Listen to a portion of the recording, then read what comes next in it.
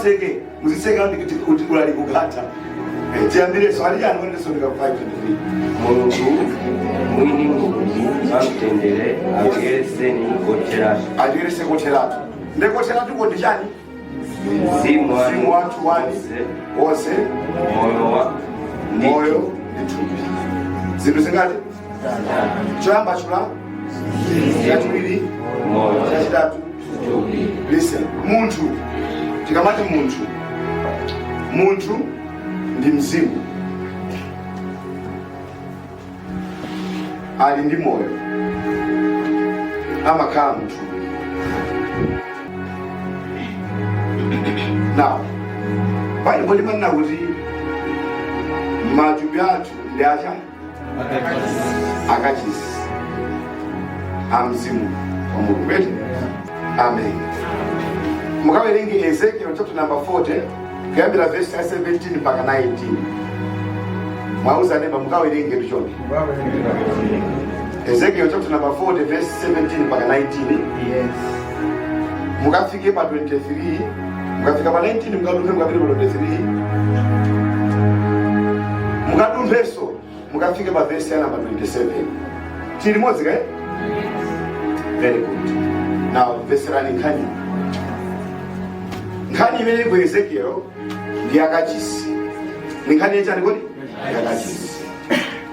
Kachisi amene Mulungu adauza ana a Israeli kuti amange amakhala ndi magawo atatu. Amakhala ndi magawo angati? Atatu. So kachisi amakhala ndi malo akunja amatchedwa kuti outer court. 1. Number 2, kachisi amakhala ndi malo ankati amene amatchedwa inner court. Number 3, kachisi amakhala ndi malo ankati mweni amene amatchedwa kuti malo oyeretsetsa amene amatchedwa kuti innermost court. Tikumva nete? Kachisi ali ndi magawo angati? Gawo loyamba lakunja, gawo lachiwiri lankati, gawo lachitatu lankati mweni. Tili modzi right? Now ndizafotokoza zambiri lero ningokamba zimene ndifuna tikuzitseko. Nde magawo atatu akachisi amenewa ndi mmenenso munthu alili. Munthu ali ndi gawo loyamba lakunja limene ndicha ali ndi gawo lankati limene ndicha moyo limene timati soul. Nde munthu ali ndi gawo lankati mweni limene ndicha ndikodi mzimu. Mukadzawerenga malemba muzaona kuti kachisi uja munkasungidwa amati Ark of the Covenant. Chichewa chikuno chani? Zilikasa.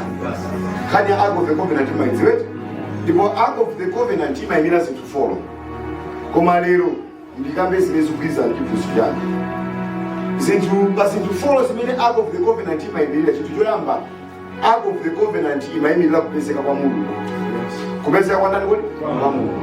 The Ark of the Covenant imene ija ekona likhadi ngati mwa Ark of the Covenant maliso zinthu atingofuna kupunsa chipusu chokazikapo ngati ngochuna kwa lero.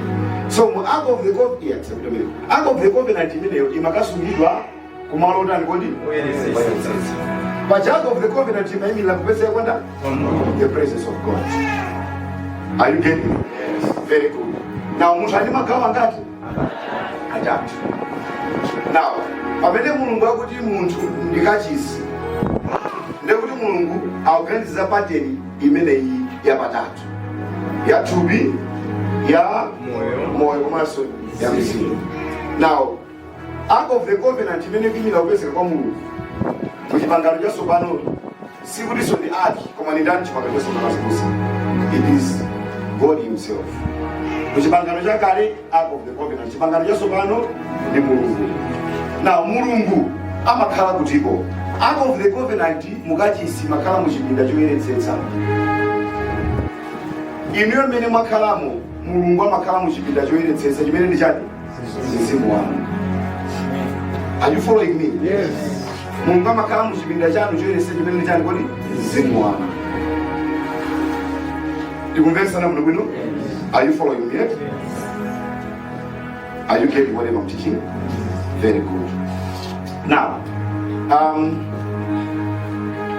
kuchipinda choyeretsetsa ichi amalowa kuti munthu mmodzi, dzina lake amutchula kuti ndani? Wansembe wamkulu. Now, kodi dzina limene Yesu Khristu akutchulidwa mu buku la Aheberi, Yesu Khristu atauka atabwerera kumwamba, mu buku la Aheberi Yesu Khristu amamutchula kuti ndani? Amamutchula kuti wansembe wamkulu. Wansembe wamkulu amene amalowa muti muchipinda choyeretsetsa. Lero Yesu Khristu ngati wansembe wamkulu akukhala muti mzimu wanu, mpyolera mwa mzimu woyera. Tikamati Yesu ali kuti padakali pano, muthupi lake ali kutiko kumwamba, muzimu wake ali mwandani kodi? Mwa ife, kupyolera mwa mzimu woyera. Andi mudziwe kuti Yesu Khristu muthupi lake pamaso pa Atate ali ndi utumiki. Utumiki umene Yesu Khristu akugwira panopa ndi wotipembedzera. He is an intercessor. That's what the Bible says. Ndi wopembedzera wamkulu pamaso pa Atate. Kani yanga simene. Tilimoze? So if you want to understand this, read the book of Hebrews. You understand it. Now, this is it. Mulungu pofuna kupulumutsa munthu, amayenera kuti plani yake ikhale chipulumutso cha thunthu.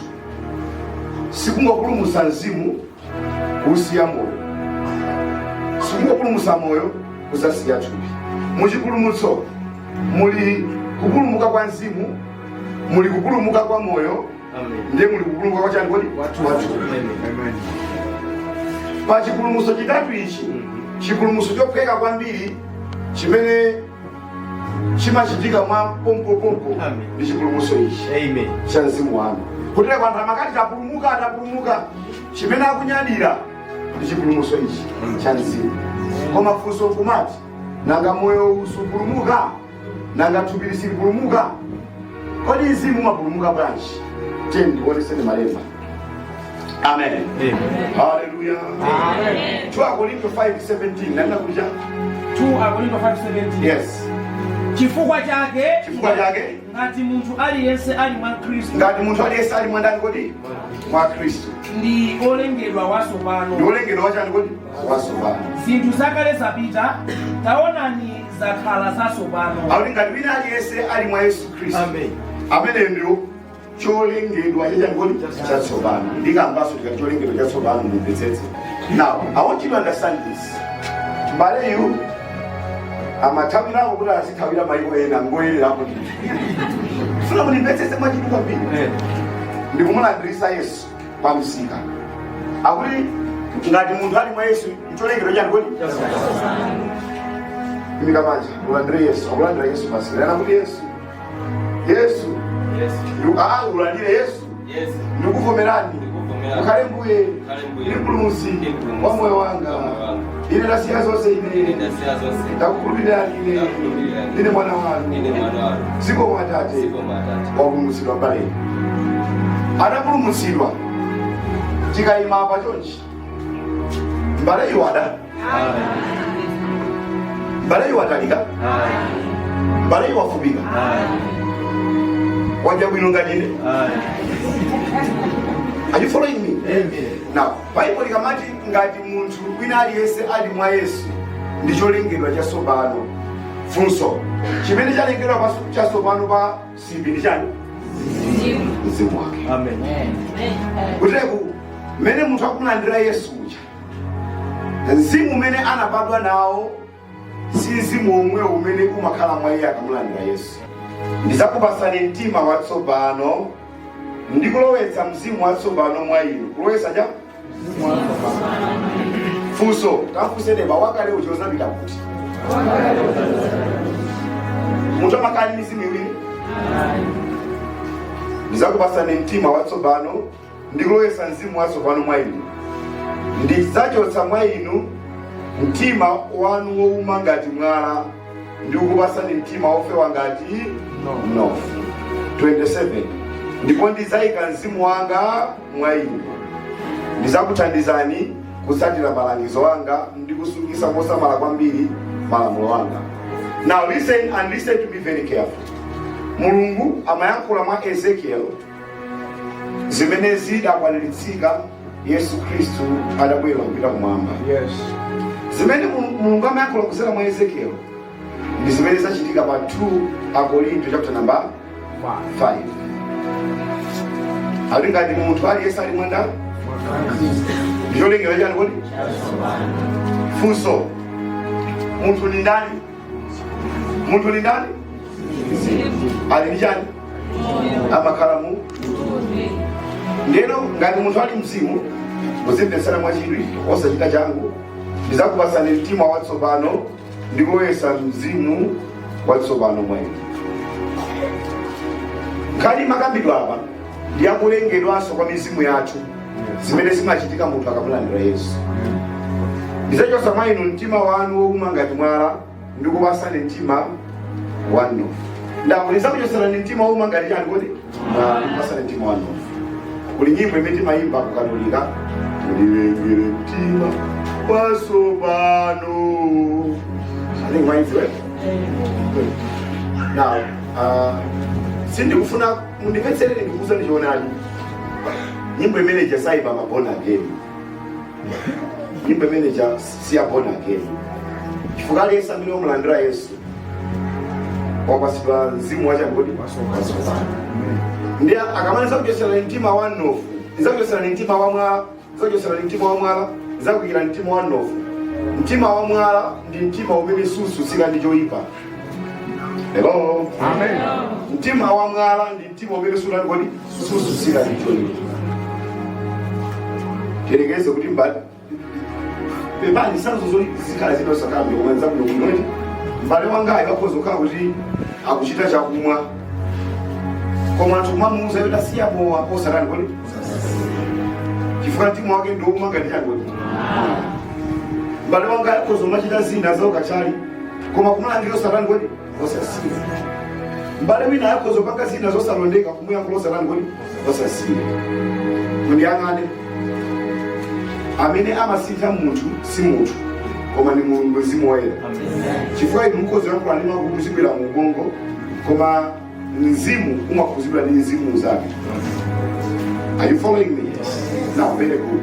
Now, munthu amene umulandira Yesu tiyankhane apa. Iniyo mumati mukachimwa ndakhala ndikufunsa ndifunso ili chimachitika ndi chani? Mada? Mazo chifukwa chake munachosedwa mtima wachani kodi? Anakuchosera mtima wacha? Anagwira mtima wacha? Chifukwa mtima wa mwala sudani kodi? Koma ngati ndiye mumamva kususika chifukwa mwa inu muli mzimu wachani? Watsopano. Komanso muli mtima wachani? Watsopano. Chimtima cha mwala chichechosa mbao uthenga wa Ambuye chicha chinachosedwa. Mzimu wakalekale uchomene munabadwa nawo ucha unani kodi? Unachosedwa. Now, ndechifana kuti mapasidwa mumve nkhani pali mizimu iwiri imene ikuyambira fuka verse isatamange nayo. Ngati mukisana verse mwana kuti pali mizimu iwiri imene mukupasidwa. Akuti ndizakupasani mtima watsopano ndikulowesa mwa inu mzimu wachani kodi? Watsopano. Mwamva mzimu woyamba umene weti? Mzimu watsopano uwu mukupasidwawo ndi umene mukulandira mukamulandira Yesu. Ndekuli mzimu ina wachiwiri pa verse 27. Ndipo ndizayika mzimu wanga mwa inu. Alizalani kodi? Ndizayika mzimu wanga mwa inu. So mzimu oyamba umene ukambira mu verse 26 ni mzimu wanu walengedwanso.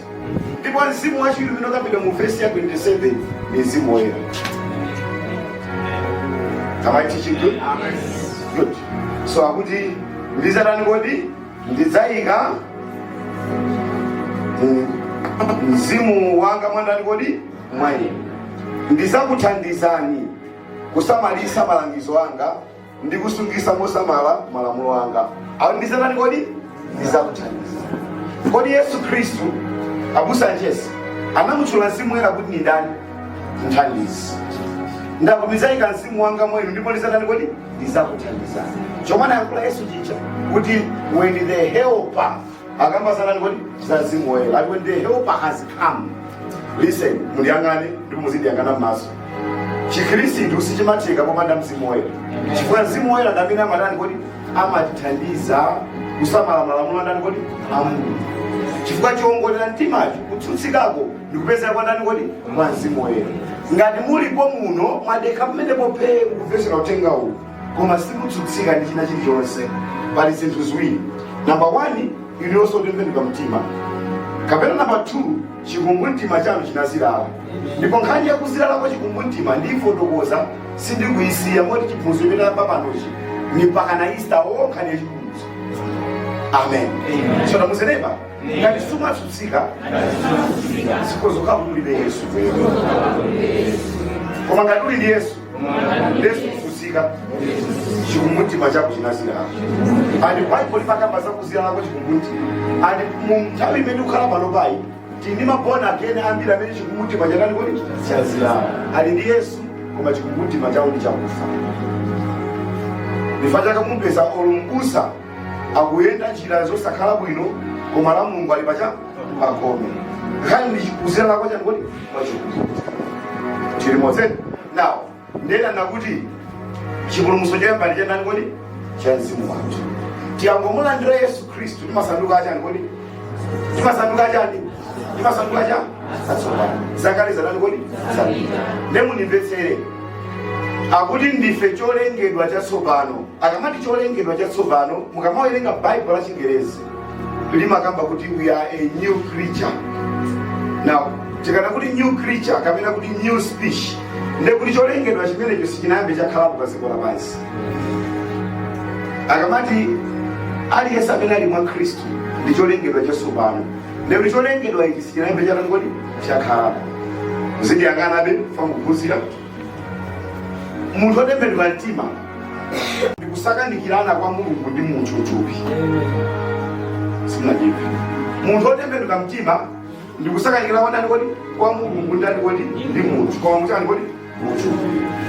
Mwanjira ina mukasafuna kumvesa kuti born again amene nakuoneka bwanji muzayang'ane Yesu.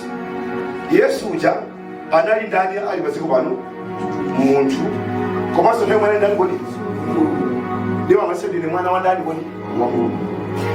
Now born again akabati cholengedwa chatsopano ifeyo tachoka mgulu la anthu pena amakhalira munthu wina aliyense. We are not normal human beings. Lamuze never, I'm not normal. Ifeyo sanga limene aliyense. Ifeyo kuti kumuziko la uzimu sitinga limene aliyense akuyendera kunjaka. Ifeyo ndikusakandikirana kwa ndani kwa Mulungu ndani ndi munthu. Kukhala muchani munthu. Bible limati chani? Akuti mzimu wa Yesu ndi mzimu wathu wasanduka mzimu ngati. Now let me show you that verse. Yes, please, Pastor. Koma amene amazipereka kwa Ambuye iyeyo ndi Ambuye amakhala mzimu umodzi. Akuti amene azipereka kwa Ambuye amasanduka cha Ambuye. Maona madzi apo. Okondedwa Mkhristu akuzunzika pansi pano chifukwa cha umbuli cha chidziwitso cha mawu a Mulungu. Mwaona madzi apo? Mwaonanso madzi apo? Good.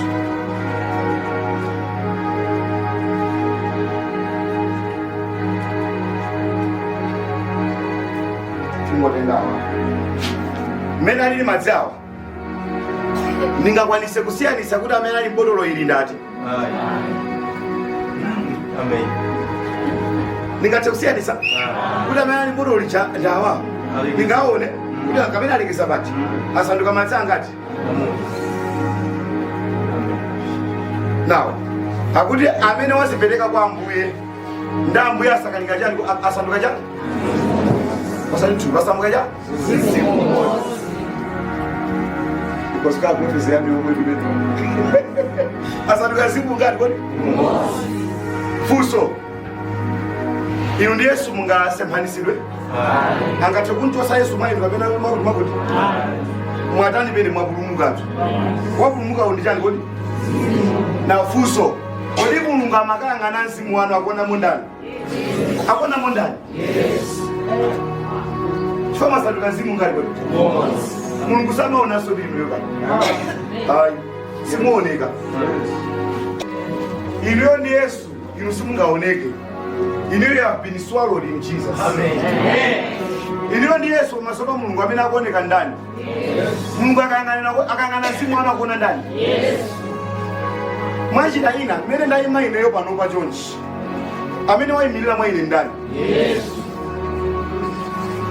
Kodi ine ndikamayenda akuyenda mwa ine ndani? Yes. Ndikamagona akugona mwa ine ndani? Yes. Koma suchitika muthupi muuzimu. Are you following me? Yes. Now, lemu nimvetsere. Kani kupanda kuikamba sikuzana chilungamo. Chikamati pakuti onse anani kodi?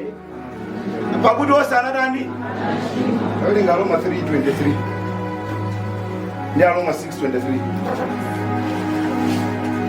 Roma 6:23. Roma 3:23.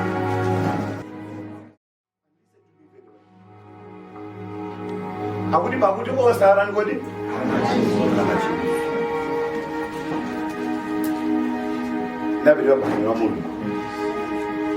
There is something I want to share with you. Kodi chimo ndi chani? Anthu amaganiza ngati kuti chimo ndikuba, chimo ndikuledzera, chimo ndi chiwerewere, chimo ndikuphana. Zimenezo ndizotsatira za chimo. Amen. Amen. Bwerani. Imapambale wangu. Ne manyazi oselo atatu. Tikamati chimo.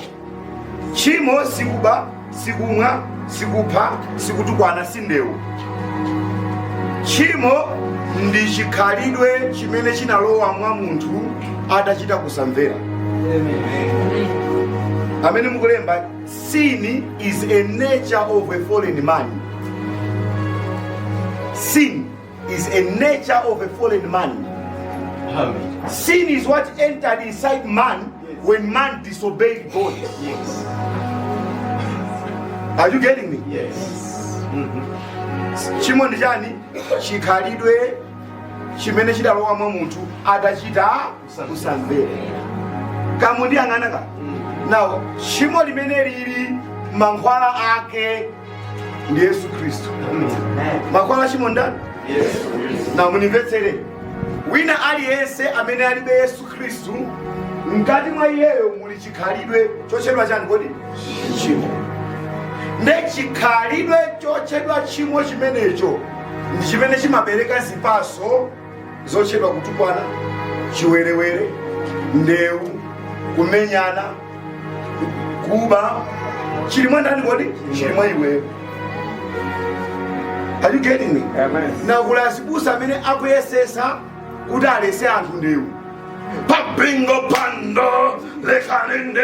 Samaleka anthu kama usaleke ndewu. Because listen to me. Ngati ichi chimene chilimwa awawa chi software ichichi choma apangisa kuti azichimwa sikina chotsedwe. Azidana amene wa? Azidana. Ndibwereke ndi phone ina ili yonse imene mukuyidalira kuti ikhozobwereke. Phone imwe ione. Phone imapanga lani pa operating system. Ili ndi software imene imachedwa kuti Android. Kuti azikwanisa kupanga china chilichonse. Chilichonse chimene phone imapanga chifukwa chachani kuti cha Android yo. Mwandipesa muno bwino. Mutachosa Android mu phone iyi. Izapanga zimene imapanga kati. Amene muli ma computer imakhala operating system eti. Pali ku Windows yani banga. Ina ningo siwa sama face ku Windows ya. Pali ku 11. Salafika 3 ni kodi. Salafika 3. Shamu. So ali pano ku Windows 11. Windows 11 ni chimene chimapangisa kuti computer ichi izigwira ntchito kopanga zimene kupanga zichi. Mukachosamo Windows 11 yo. Kuyasa computer simapitire mangotira panjira sipanga china chilichonse chifukwa chopangisa kuti computer kale computer chanani kodi chachotsedwa. Amen. Koma inu mundimva ka? Yes. Now chimo chilelekese ngati chi software chimene chili mu phone. Software yo ikafa phone igwira ntchito? Good. Now chimo limene lili mwa munthu likachotsedwa kodi munthu nkuchimwa kodi? Now, mukawauza abantu kuti asiye ziwerewere, asiye kuba, asiye umbava, abwere kwa Yesu. Gospel yanu ndiyo londola? Because amene amachosa chimo ndani kodi? Yes. Kodi Yohana anamuona Yesu ananena kuti chani? Taonani kankhosa ka Mulungu kamene katani kodi kachosa chimo la dziko lapansi. Amene amachosa chimo ndani kodi? Yesu. De Yesu amataka lowa mwankulu, Yesu walowa ali mkati mwawo. Angoti Yesu walowa mwankulu awa amachosa chani kodi? Chimo. Now amachosa chimo pa level yanji?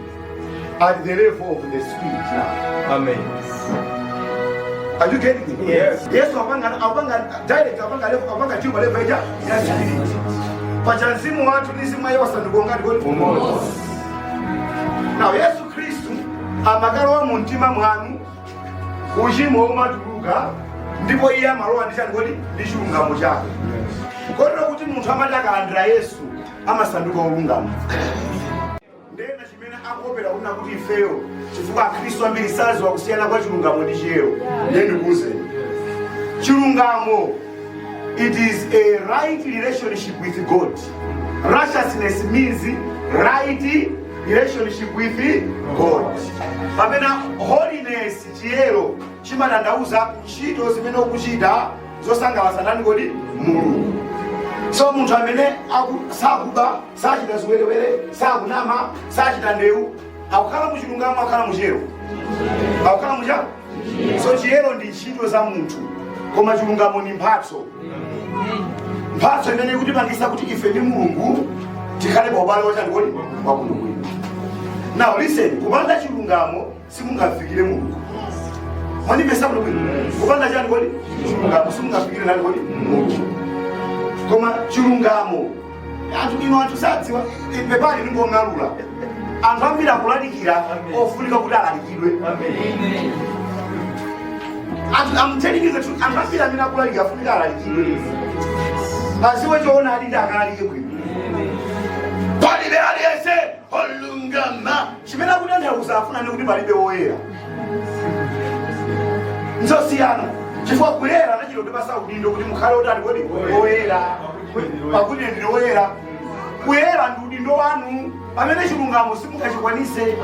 Chilungamo ndi ubale wa munthu ndi Mulungu kukhala wabwinobwino. Ndi mphatso. Now Aroma 5:17 ali chani? Aroma 5:17. Pakuti ngati chifukwa cha kulakwa kwa munthu mmodziyo, ngati kulakwa kwa munthu mmodzi akambaza ndani amene? Yesu. Yeah, yose kwa Yesu. Pakuti ngati kulakwa kwa munthu mmodzi akambaza ndani? Za Adamu. Yes. Imfa inalamulira kudzera mwa munthu mmodziyo. Okay, imfa inalamulira kudzera mwa ndani kodi? Mwa kulakwa kwa Adamu. Yes. Kulikoposa bwanji nanga kwa iwo amene azalandira chisomo chochuluka. Ali kulikoposa kwa bwanji nanga kwa amene azalandira chisomo chochuluka. Wani ndi mphatso ya chilungamo. Amene akulandira zinthu ziwiri. Akulandira chani kodi? Chisomo chochuluka. Efeso 2:8 tapulumuka mwacha? Chisomo. Talandira chani tsopano? Chisomo chochuluka. Chipulumutso ndi chisomo. Amen. Suba ngakali wose kuti upulumuke umangokhulupirira mwa Yesu. Kuti kupulumuka ena kuti sindikudyaka bado kuti nkalowe kumwamba ine ndikung'ambwiza kupulumuka simuli kusukuli Mulungu. Ngati ufuna kupulumuka siyakhumba ikhale khumba usanyesa kanyandeke. Chipulumutso sichili mukumeta mipala, sichili mukusunga ndevu, sichili mukuvala mkanjo, sichili mukupita kuchali chiloweruka. Chipulumutso nchisomo. Andi mukasamba otenga zinthu kuti ife tikapulumuka timapita cha chiloweruka ifeyo, asili manyankumba ifeyo, ife timasuka pakati wasili kapulumuka ifeyo, timasunga ndevu ifeyo, inu mupangisa ntchito ya Yesu Khristu ija kukhala yopepusidwa. Pamuselepa munthu akupulumuka mwa chisomo adakhulupirira mwa Yesu Khristu. Ndepitiriza kanini fokutilira litu akuti azalandira chisomo chochuluka. Azalandira chisomo chochuluka ndi mphatso ya chilungamo. Mphatso ya chani kodi? Mphatso ya chani? Chilungamo ndi chani? Chilungamo ndi chani? Musafumire kuyankha mumvetsetse. Chilungamo ndi mphatso. Azalandira chani kodi? Mphatso ya chilungamo. Now mphatso machilo umapanga chani kulandira mphatso? Umakhala kufuna Mulungu. Ndakuti chilungamo ndi chani kodi? Imene iperekedwa kwa iye mnolandira ndani kodi? Ndemu ndiyang'ane. pamene Yesu akuchosa bwera ndipo chikhalidwe chotchedwa tchimo akamachichosa mwa ife amayikamo cha chilungamo, amayikamo mphatso ija mphatso kulungama ukuku kumene kumatipangisa kuti ife ndi Mulungu tikhale tili paubale. Aroma 5 verse ya 1 werengani muzilemba ndipo mukawerenga Aroma 5 verse ya 1 alijani then kufusa fuso lokwera Aroma 5 verse ya 1. Tsopano popeza tayesedwa olungama mwa chikhulupiriro. Tayesedwa olungama mwa chani kodi? Ife tikamukhulupirira mwa ndani kodi? Mwa Yesu. Timasandika ndani kodi? Olungama. Ife chilungamo ndi chani kodi? Mphatso. Amen. Chimene chikupitisa kugayena ndikumukana Yesu. Chifanda ndi kumukana Yesu. Khalidwe la uchimo lili mwa ndani kodi? Pamene munthu akavomera Yesu, khalidwe la uchimo la ndani kodi? Achotsedwa mwa Iye. Are you getting it? Yes. Now listen to me. Mwapesa manja akhristu yodalandira Yesu koma kufutika beni machimo khani sokwamenda abasodika ngomukira alipo amena kumva alipo amena kupuzira inu kukuchilisani kokweka if I today have come to you it's easy but for somebody to come to the knowledge of truth yes amen because mutakazi wataona liti nyama rangu moyo wa mtu ndio mapumuka tena namuseleba moyo mapumuka tena msimu wa kumukaka moti kwa moyo wacha ngoti andishimene chukalo wesa kugaheda ndikusaba msimu kwa akuwa moyo akuwa abantu ofuta kwambira kula awakala awa mapumuka tena msimu wa kumukaka ngati moyo mapumuka cha tuerenge face yake haya ishimene zozo mundoliste zilibati zilipo Yakobo 1:21. Put away all filthiness and rampant wickedness, and receive with meekness the implanted word, which is able to save your souls. Alimulandile mawa Mulungu amene ali kutekera kupulumusa moyo wanu. Kupulumusa jani? Kupulumusa jani?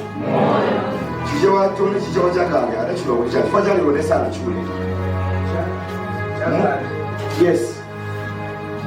Mwaiji mutavula chinyaso chonse. Muvule chinyaso chonse. Ndi chisefukiro chazoyipa. Landirani.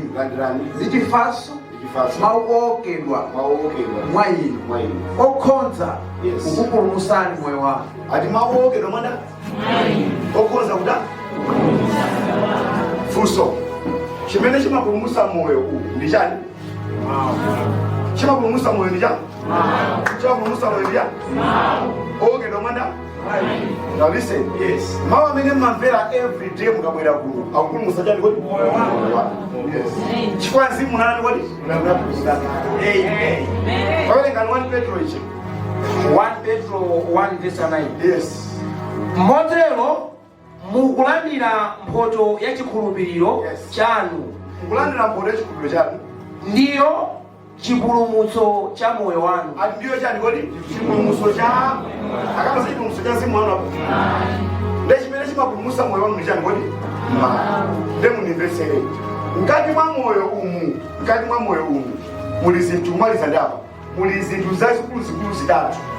Ngati mwa moyo muli maganizo, ngati mwa moyo muli chifuniro, ngati mwa moyo muli maivaiva emotions. Amene mukulemba ngati mwa moyo muli 1 mind, 2 will, 3 emotions. Munthu amene amayenda ngati opulumutsidwa muzimba siyakaiti chocho angapamutsidwa. Munthu amene amayenda ngati opulumutsidwa ndi amene maganizo ake ndopulumuka, chifuniro chake ndichopulumuka, ma emotions ake ndopulumuka. Ndiye pamene pakufuta kuonena kuti akhristu anatembenuka mtima kwa maganizo awo sopulumuka, zofuna za mtima wawo sizopulumuka, ma emotions awo sopulumuka. Kule kuntchito yonse imene tikugwira pano ineyo gadi tikupanga apa pacho ngopulumusa chani kodi? Moyo wanu. Ndiye munimvetsere. Chimene chimapulumusa moyo ndi chani kodi? Mawu. Ndiye munimvetsere mundiyang'ane. Uthenga wina uliwonse umene ukukamba za chifoko chanu, uthenga wina uliwonse umene ukamba za gawo la moyo wanu limene lisali bwino. Uthenga umenewo wabwera kuti usapulumutse moyo wanu. Ngati niyo simumakhululuka ndekafanthamula uthenga oti mudzikhululuka. Musandiweruze kuti ngati mutagonjera uthenga umene moyo kutani kodi. Iniyo kandi onama mashini opangira mashini azake pangani zonama ngati muli muno nde uthenga kubwera kudzuzwa msiyani boza ngati mwasiya boza chapulumuka nchani kodi moyo wanu. Mukozo khala muno ndinu ankhanza ndinu achipongwe ndinu amwano iniyo ngachimasomaso mwabisala pagulu aokhulupirira tikalalikira uthenga uwu inu mkukhuzika kuti musinthe chipulumuka nchani moyo wanu. Mzimu unakale na utenga meti mafawa sima utenga uli minakozo malimba timwana tiyayi ine ndikuona ngati alipo ina waka amene akumauza abusa so nakunduma pangaza kuti kumbali paliba amene akumandiuza akuyankhula ni mzimu woyera chifukwa afuna moyo wanu ndani kodi ukhululuke.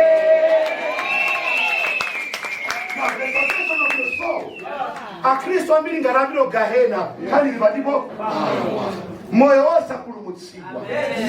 Now Bible ukamba koyambirira kupulumutsa moyo ukamba za maganizo.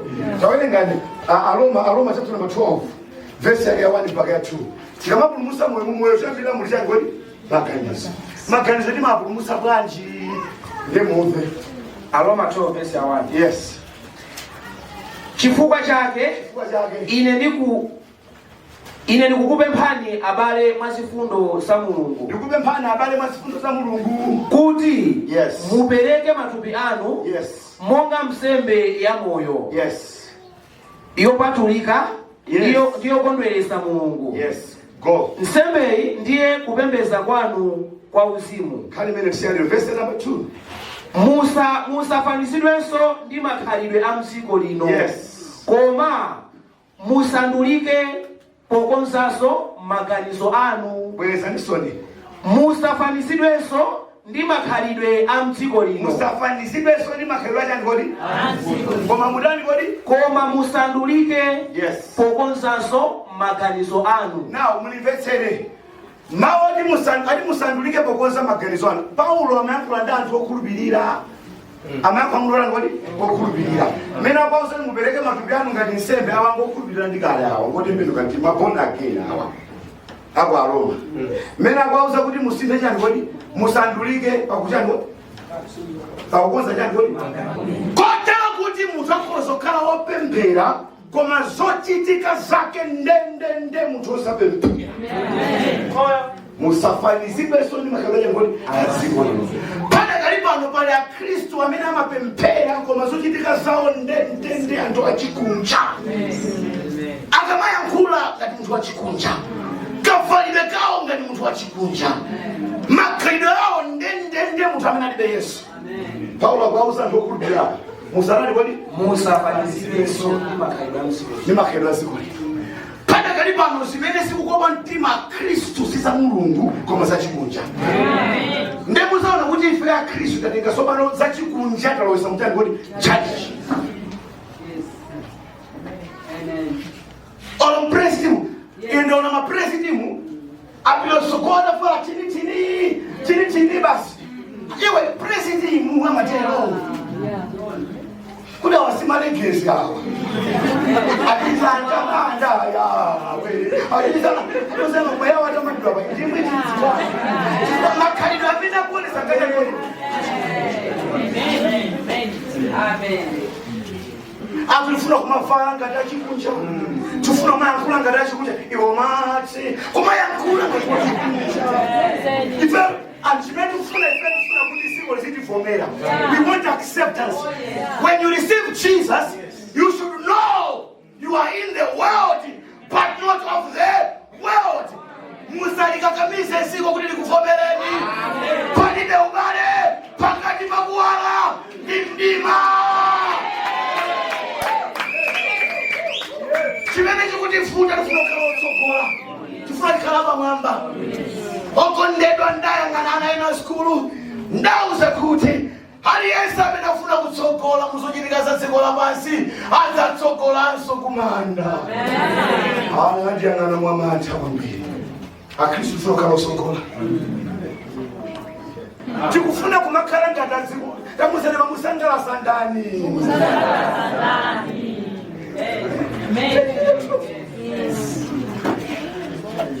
ndinu nomwe amene mukachoka muno mukapita kuntchito kwanu mabwalo amene mmakhala amene mmakamba ndizonuka sikuti ali kumwamba amene apanga izi alimo muno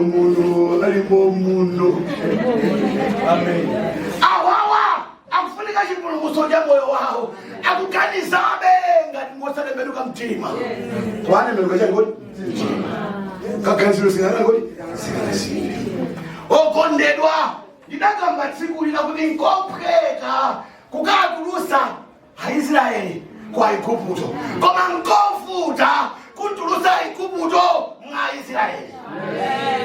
Asheka nani? Kuna kwa zimayi kuta wana pakusheka na mafuna aziwe.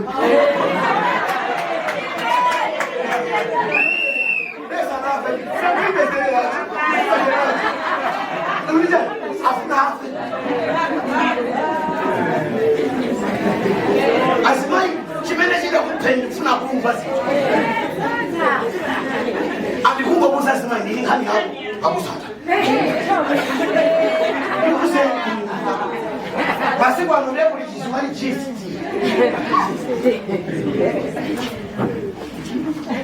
takunzikani kodi mupempera sijani ngati mukhalapengera kakutiwa basi andisudi ndo mukoza kali maganizo tamaganiza ni moyera mtima anikani ya maganizo ni magamba chonchi timalize kuti maganizo ose oyipa mchokera kwa Satana asiyanu ngomugamba kwalingalira amasanduka anu kodi mbamira kale kodi mbamira ndusambale bwe amuntu vyu mbala kabisa vyu awanga psentima ayo mbala bebera undiza kwa nyamuntu malala sene awanga psentima wa maganizo oyipa lingani mbala bebera kusa jambo amuntu musarola akazikike koma awagamba kuzikanizira zinthu zoyipa zilingati mbalame yaikatani kodi chisapa na masomo anake mene vulo ndani kodi so maganizo ibasi bwera kwa mukhoza kulola kuma mukhoza kwa pasada anga ndi kumali ngalira mazo kuti munthu amati okula atira kuchito iweyo ndi kusitaya ukapita ku nyumba chima chako yabo kubwera na nganditiro so akachiro ndabaki ile mai wana funda pake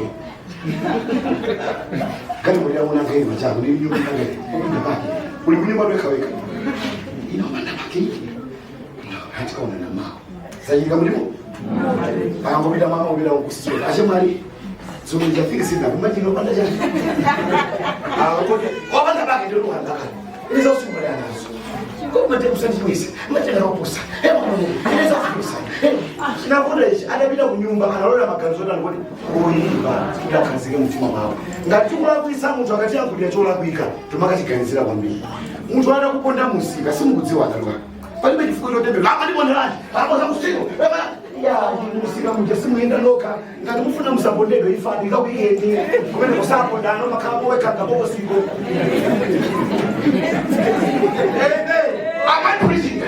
mulungu ati ngaife usati ngati maloboti ali pasamphamvu yofuna zinthu tomaliza ndi pamene kuti maliza silikatamange chifuniro cha munthu chikakhala Yesu chopulumutsidwa amafuna zinthu zimene zingaononge moyo wake wino akaenda kuimba nyimbo umakonda zinthu zoononga moyo wako koma suzindikira chifuniro kumafuna zinthu zonyansa koma iwe ndikuonake kumafuna utakapanga chiwerewere uli chani kodi ponake kumafuna utakaba uli ponake kumafuna utatukwana uli ponake kumafuna utamalala uli ponake chifuniro chakuchosana ndi kodi chosapulumutsidwa chifuniro chopulumutsidwa fa pamalo a chifuniro mmene wapanga chisankho malo chaka chifuniro awo pamanga kuti ngoti sasa munthu opulumutsidwa zisankho zake zonse zimatsogozedwa 1 ichiona ndi chama wa Mulungu 2 ni mphamvu ya Mzimu Woyera ina baba apezeka mwayo kuti ndikhoza kupanga china chake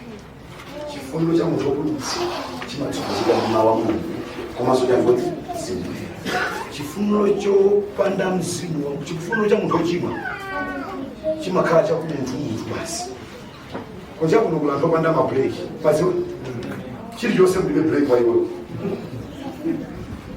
akafuna kudya ngati akufa, akafuna kuyankhula ngati sazayankhulaso. There are people without breaks. Amena nanga Yesu alibeso. Yes. China kulunga nija zini. Kwa hiyo ngoni osakuzi. Kwa moyo wa mtu, kulunga nija ngoni chimutsi.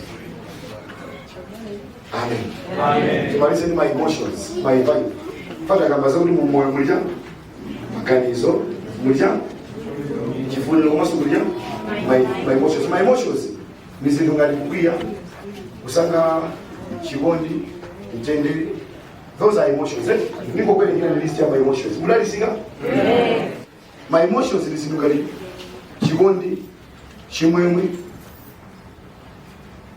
kuyamika, mtendere, matama, kupsha mtima, mantha, chiyembekezo. Zizo zimashoto ndi mayivayiva. Zimachitika mkali mwa moyo. Mantha amachitika mulimo mkali mwa moyo. Tubiri mazango kukwira basi tsena. Chimwemwe chimachitika mulimo umachimvera amwe. Wakukoma kuchoma kuvera mkati. Mkwiyo choma kuvera mulimo mkati. Nde my emotions amuntu osapulumutsidwa ndopsha kwambiri. Pa muntu osapulumutsidwa sacha ukuluka. Ngati soul, ngati moyo huu. Uyu ni my emotions osapulumutsidwa. Datu achama akamira milandu. Kwa kamira milandu. Maika sipa, mlandu akuya kwambiri. Kwa kamira milandu inu kani izita. Kani damatabu kani hakuna ata jalangize kwa chinyamata azizana ngati uli nyamata ufuna kukwatira kumasucha ukunguka tusakwatire. Amen. Zikhala weka ngati utokubuka ngati sikutokubuka sikani tusakwatire khala chifo kuti malapirana. So kupulumuka kwa moyo, my emotions apulumuke. Mutu asakala wa mamuni, mutu asakala usunga mikwiyo. Now my emotions opulumuka ndi anya ndikumaliza. Ni mtima wa mtendere, mtima wa chimwemwe. Mwachidule ndiko kumalizirani. My emotions opulumuka ndi chipaso cha Mzimu Woyera. Agalatia 5. Chipaso cha Mzimu Woyera ndi mayivayiva nani kodi? Mutu wa mtendere, mutu wa chimwemwe, mutu wa chikondi, mutu wa panda sanje. Ena akamasangala yose kumamva komo. Aizili bwino. Osati bwino akadakondo ino basi mtima mba. Ukamachita njiro umaseka maomboni ako, umaseka mayeso ako. Chimwemwe satani kodi chosapulumutsidwa. Maganizo olakwika. Chifuniro chokota. Mayivayiva osokonekera. Chimwemwe kodi chosapulumutsidwa. Kodi ngati chipulumutso chikufunika kwa munthu chili chokoti chimene chichi. Palibe panamina ngati kuti ndihandile pakhani ena pake simuli straight. Atate siko mkwambiri kama kautenga. Mwandia kulanda. Amen. Yehova mnandia kulanga ndi mawiki nokuti ukamapita Saturday ukalalikire magawo atatu achipulumutso. Ine mtakonzekera kubiza utenga wachopereka. Yawe simala pizza. Ainyaka utenga wanali momuno. Ndipo mkumba kwa utenga uwu apulumutsidwa. Anthu amikwiyo, anthu amwano, anthu ankhanza, anthu amatama, anthu odzipatula, anthu oziyenereza amene ali muno amva utenga uwu sangakhaleso chimodzimodzi. Mitima yawo yalandira choonadi, mizimu yawo ndiyopulumutsidwa, ali pa chiyanjano ndinu. Koma nanga moyo wawo upulumutsidwa pena kusita maganizo, komanso pene chifuniro chawo chili pasi pa mawu anu, komanso chikusogozedwa ndi Mzimu wanu. My emotions yawo akhala kuti ngolondola ngopulumuka iwo. Achulukirenja Khristu koma amene ali ku dziko, omakonda za dziko, omayankhulanga ndi dziko, omavalanga ndi dziko, opanga china chilichonse chongosiyana kuti wakumalowa nchani chena chakupala wakumulira ichi. Muthandize Yehova kuti umoyo wathu ngati Khristu usakhale chikhristu chachipamaso chapakamwa chapamaso choonetsera tikakumana chonchi. Atate mulungu timakhala kamodzi pa wiki mosapitirira maola 5 kotero kuti moyo wathu weniweni sitikhala muno. Muliphunzitse tikapita kunjako tikakhala toona mtima. Muli anthu osakhulupirika muno, akatenga zaeni safuna kubweza. Muli anthu osilira modabwisa muno, akayamba kusilira kufuna kuyika nazo azimuna awo mavuto. Muli ana tosilira mpaka tofuna kulowa khalidwe lonyasa. Muli anyamata ofuna kuyamba kuba kuli kusilira zaweni. Yehova mulithandize tipulumutsire in our souls. Mutiwongole ife tikhale owongoka pamaso panu. Mukuti tikhale oyera mmene mulili oyera. Yehova, ine tungati anthu awa ndidzawanamize ndidzalangira. Ndipo chilango changa ndi chachikulu. Koma anthu anu nkuwauza choonadi. Ndipo choonadi chanu chikuwamasula. Mwapatse chisomo choti akamva mawu atsipira nakachita. Asakhale ongokomedwa ndi maateni. Chifukwa wena amanena amene ndi manyazi pofuna kuphimba tchimo lawo. Koma mwathandize kuti akayime kwa chindunji, akakonze ndi kuwongola njira ya moyo wako. Chifukwa Mulungu simuyankhula uthenga ngati palibe mwini wake. Komanso Mulungu simutiuza kuti tichite chimene sitingakwanitse. Mwati mzimu wanu munawika mwa ife, mzimu wathu ukutithandizira ife kusamala malamulo anu. Mutiphunzitse ife kukhala olungama ndi kuyera mtima. Mutiphunzitse ife kukhala oyera mtima. Mutiphunzitse ife kuchita chilungamo. Father, we thank you and we bless you. Mmene kuchoka pano, ngati pali munthu amene simamulandire Yesu, bwerani. Simamulandire Yesu kuli muno. Pale wangu, ambuya kutende kubereni matenda matatu.